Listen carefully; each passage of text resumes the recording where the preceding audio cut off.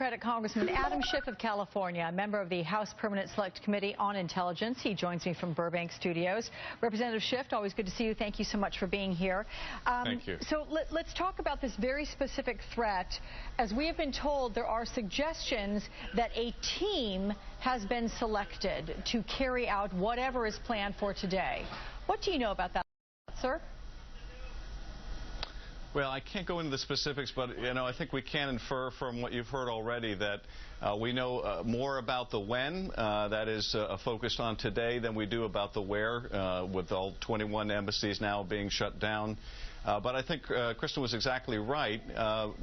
Not only are we reacting, but our adversaries are going to react too. They're going to react to the fact that there are sources of information, obviously, about what they've been planning. They are right now trying to figure out whether they ought to change the timing, move to a different target. That's why there's such a breadth of the warning going out. But it also means that we may have to have the closures last longer than anticipated. It will probably be some time before we can clear the decks and say, okay, it's okay to go back to business. Part of that will depend on how good our intelligence is and whether those sources dry up. Hopefully we haven't tipped our hand so much that the sources of information no longer can be utilized to determine what the continuing threat may be. So, as you heard me asking Kristen, I asked this of one of your colleagues from across the aisle, Representative Peter King, earlier. If nothing happens today, it's after 1 p.m. here in the East. It's certainly later than that now in the Middle East. How long do you expect we will keep this heightened alert up? I mean, the travel alert is one thing, sir. That goes for the entire month of August from the State Department. But this rather heightened alert, will you keep your embassies and your consulates closed? How long does that last?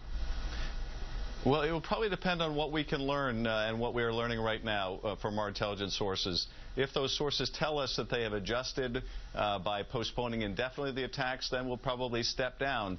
If the intelligence, on the contrary, tells us that they're going forward, that basically the trigger has been pulled and it's too late to delay or defer, then we're going to maintain this state of alert and see what takes place and respond. And we've already repositioned our troops since the Benghazi attacks to be more capable of moving more quickly to the region.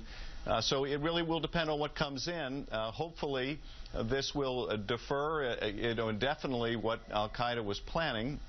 It may also give us the opportunity to remove some of those key players from the battlefield or further disrupt their operations.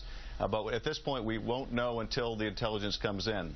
Is there a sense that this might have been today an attack on multiple targets or just one target? And is it all overseas, or is there a chance there's something domestically? Well, I think, part of it is you may get chatter on a specific target and a specific date, or it may be that you have a concern overriding that here you have these prison breaks now in 3 different countries of large numbers of al-Qaeda. You have the significance of the end of Ramadan. You have the fact that if you look back just a year ago, what may have started at 1 or 2 embassies spread throughout the Muslim world. We had attacks on more than a dozen of our embassies and consulates. So it probably is a variety of factors that's causing the broad shutdown of our embassies.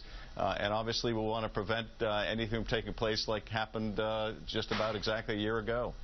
Some other rather sobering comments I want to pass on to you or by you. I know you've heard them, but Senator Saxby Chambliss on Meet the Press saying this is the kind of chatter we've heard before 9/11.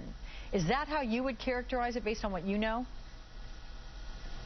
I'm not sure if I can compare it to 9/11, but certainly you don't get briefed as the president twice in a single day on a plot unless it's of a sufficient seriousness.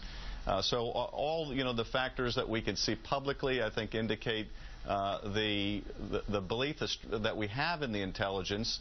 It's either from very good sources, or it's been corroborated in multiple ways.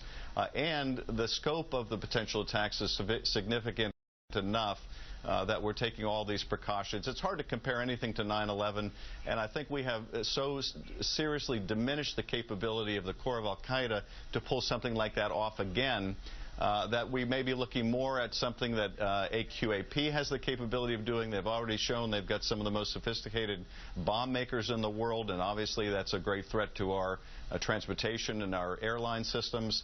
but it's hard really to compare anything with 9/11. Representative Schiff, something that really has been undertaken since 9/11 here in the States is see something, say something. And you have a deadline like this, that something's expected in a spectacular fashion on this day. If this day passes with nothing happening, how worried are you that people become complacent? Well, I think we're well beyond complacency. Most Americans have adjusted to the kind of new world we're in post 9/11. I think they are more diligent and more aware of their circumstances. We don't want to live our lives in fear, so it's one thing to be aware of your circumstances. It's another to make sure that we're not terrified by them. We don't want the terrorists to succeed that way.